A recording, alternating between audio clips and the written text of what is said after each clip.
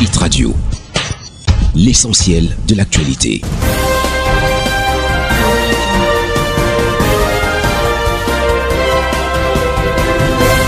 Juste là, Kugo. Le journal sur ITFM 103, madame, monsieur, bienvenue à tous. Partenariat public-privé, la communauté urbaine de Douala CUD et l'Alliance des entreprises prestataires de services du Cameroun, l'AE Prescam, pour la promotion des petites et moyennes entreprises PME. La première édition de la rencontre de travail entre les deux parties s'est tenue à Douala vendredi dernier sous la houlette du docteur Fritz Tonen pour la CUD et Sa Majesté Mohamedou Aminou, président exécutif de l'Alliance des entreprises prestataires de services du Cameroun, l'AE Prescam, placé sous le thème les opportunités et débouchés disponibles entre la CUD et l'AE Prescam. Cette rencontre entre les deux partenaires se tient dans un contexte où le Cameroun et plus précisément la ville de Douala est engagée dans de nombreux chantiers pour l'émergence. Cependant, l'économie est peu propice. Pour Sa Majesté Mohamedou Aminou, il est donc question de proposer aux entrepreneurs des débouchés et des ressources disponibles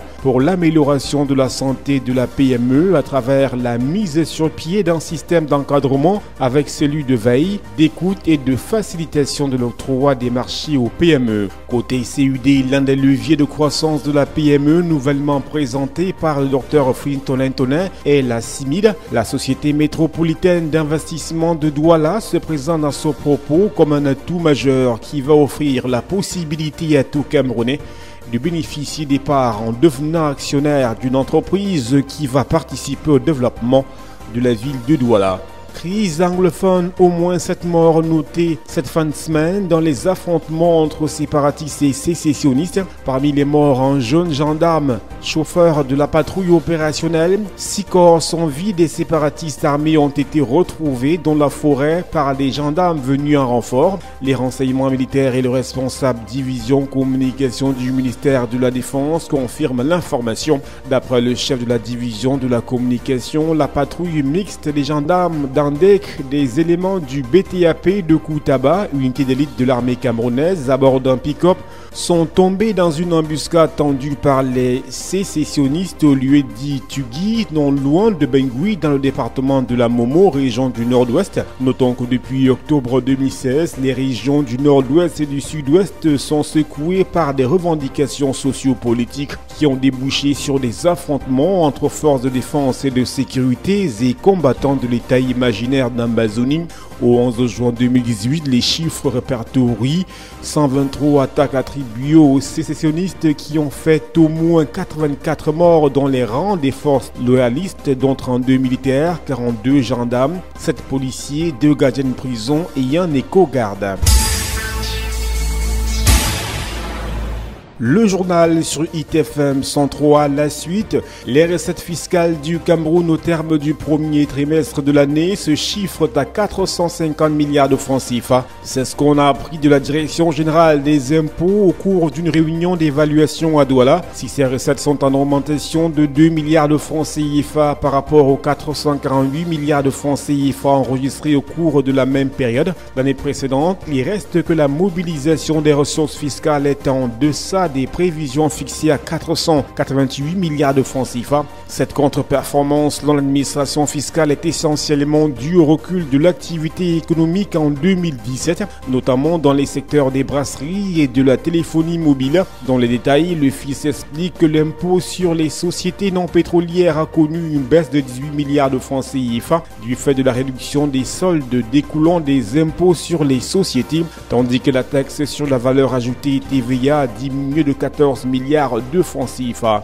Santé publique, nouvelle pénurie de kits d'hémodialyse. Les insuffisants rénaux suivis par le service de néphrologie de l'hôpital général de Douala sont contraints de recevoir une séance de dialyse par semaine. Cette rationalisation de la prise en charge des patients fait suite à la rupture du stock des kits d'hémodialyse. La pénurie s'étend dans tous les différents centres de prise en charge des patients insuffisants rénaux sur l'ensemble du territoire national. Les kits d'hémodialyse d'hémodialyse sont en rupture suite à l'arrivée tardive du cargo au Cameroun. La dernière livraison des kits d'hémodialyse au Cameroun remonte au 21 juillet 2017. 11 tonnes avaient été réceptionnées à l'aéroport international de Yaoundé-Simalène par le ministre de la Santé publique, André Mamafouda. L'hémodialyse au Cameroun est subventionnée par l'État, ce qui permet que les malades ne paient que 5 000 pour une séance qui coûte en moyenne 160 000 francs CFA. Notons que 14% de la population souffre d'insuffisance rénale et 1000 personnes sont sous dialyse au Cameroun.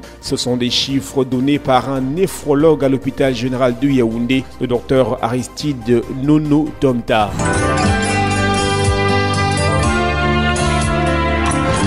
L'actualité internationale. Des soldats français de l'opération Barkhane ont été visés dimanche dernier par une attaque terroriste dans la région de Gao au Mali qui a fait 4 morts et une vingtaine de blessés civils en plein sommet de l'Union africaine en Mauritanie voisine qui doit également se pencher sur les questions sécuritaires. Selon les autorités maliennes, citant un bilan provisoire de sources hospitalières, l'attentat a fait 4 morts et 23 blessés parmi les civils. Elle survient alors que le sommet de l'Union africaine est entré dans le vif des débats dimanche dernier à Nouakchott en Mauritanie, 2 jours après un attentat suicide perpétré vendredi dernier à Sévaré dans le centre du Mali contre le quartier général de la force conjointe du G5 Sahel lancé en 2017.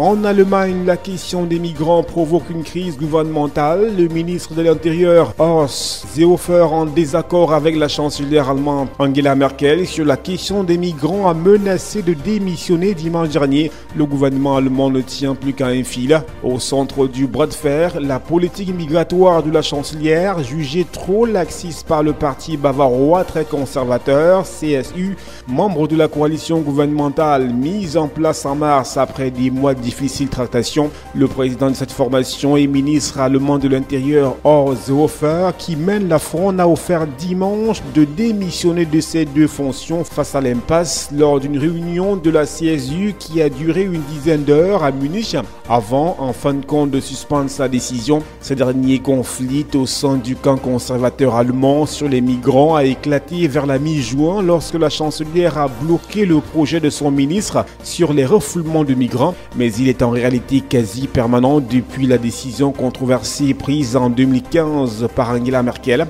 d'ouvrir les frontières de son pays à des centaines de milliers de candidats à l'asile. Présidentielle au Mexique, Andrés Manuel López Obrador, 64 ans, a été élu dimanche dernier avec 53,8% des voix pour un mandat de 6 ans, offrant une première victoire historique à la gauche dans ce pays. Le candidat du Parti révolutionnaire institutionnel, José Antonio Meade, a accusé une défaite aussi écrasante qu'historique puisqu'il ne se classerait qu'en 3e position derrière Ricardo Anaya Cortés à la tête d'une coalition droite-gauche. Andrés Manuel López Obrador promet de changer son pays rongé par la corruption et agir contre la pauvreté pour faire reculer la violence. Par ailleurs, il promet aussi des changements profonds et sans dictature. Concernant la relation Mexique-États-Unis, AMLO veut une relation d'amitié et de coopération avec son grand voisin du Nord. Le président américain Donald Trump s'est dit de son côté prêt à travailler avec le nouveau chef d'État mexicain.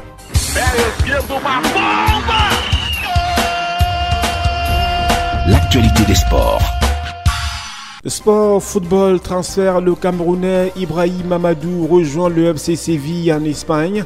Le club français du FC Lille a annoncé le départ cet été de son milieu français Amadou Ibrahim. Le joueur camerounais âgé de 25 ans et ayant disputé 30 matchs en Ligue 1 cette saison a été cédé samedi dernier par le club nordiste au FC Séville. Ibrahim Amadou a signé un contrat de 4 ans avec le club espagnol. Le capitaine du LOSC à Lille depuis 2015 arrivera à Séville en début de semaine pour passer une visite médicale et finaliser son contrat. Ibrahim Amadou aura disputé 102 matchs au total avec Lille, dont une finale de Coupe de la Ligue en 2016. C'est un milieu défensif dont les qualités de relance ont très souvent été saluées par les spécialistes du football en France. Le natif de Douala n'a jamais disputé un match avec la sélection nationale de son pays d'origine, le Cameroun. Il a cependant laissé entendre il y a quelques mois qu'il est possible qu'il accepte une convocation en sélection. l'éducation nationale. Voilà, madame, monsieur, c'est la fin de ce journal sur ITFM 103. Restez en compagnie de nos programmes qui se poursuivent.